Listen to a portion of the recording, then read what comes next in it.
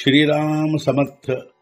वक्रतुंड महाकाय सूर्यकोटि समप्रभ निर्विघ्नं कुरु मे देव सर्वकार्येषु सर्वदा। गुरुर्ब्रह्मा गुरुर्विष्णुः गुरुर्देवो महेश्वरः गुरुः साक्षात् परब्रह्म तस्मै श्री गुरवे नमः।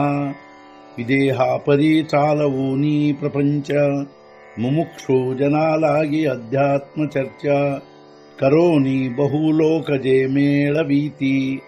नमस्कार त्या ब्रह्म चैतन्य मूर्ती अलंकापुरी पुण्यभूमी पवित्र तिथे नांदतो ज्ञान राजा सुपात्र तया आठवीता महापुण्य राशी। नमस्कार माझा सद्गुरु श्री ज्ञानेश्वराशी। सद्गुरुनाथ महाराज की जय। जय जय रघुवीर समर्थ। श्रीराम समर्थ। जय जय रामकृष्ण हरी।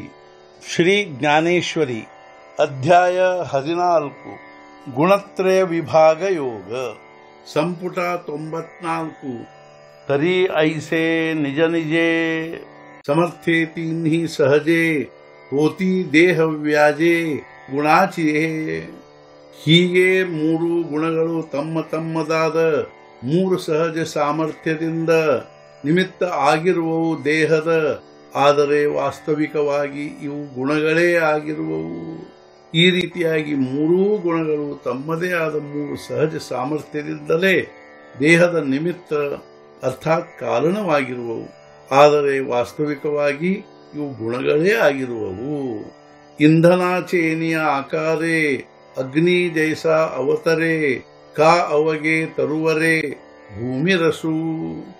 ಇಂಧನದ ಆಕಾರದಂತೆ ಅಗ್ನಿಯ ರೂಪ ತಾಳುವಂತೆ ವೃಕ್ಷಗಳ ರೂಪ ತಾಳಿದಂತೆ ಭೂಮಿಯಲ್ಲಿಯ ರಸವು, ಅಗ್ನಿಯಲ್ಲಿ ಹಾಕಿರುವ ಕಟ್ಟಿಗೆಯು ಅಗ್ನಿಯದೇ ರೂಪ ತಾಳುತ್ತದೆ।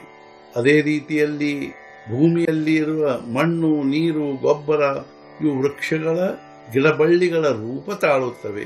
ಅದರಂತೆ ನಾನಾ ದಹಿಯಾಚೆ ಮಿಸೆ ಪರಿಣಮೆ ದುಧಾಚೆ ಜೈಸೆ ಕಾ ಮೂರ್ತ ಹೋಯ ಊಸೆ ಗೋಡಿ ಜೇವಿ।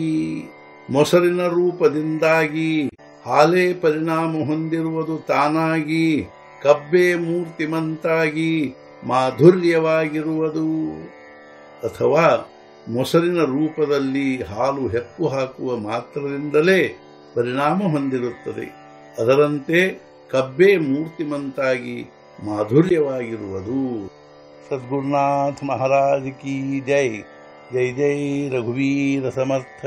ಶ್ರೀ ಪಂಢರಿನಾಥ ಮಹಾರಾಜ್ ಕಿ ಜೈ। ಜೈ ಜೈ ರಘುವೀರ ಸಮರ್ಥ।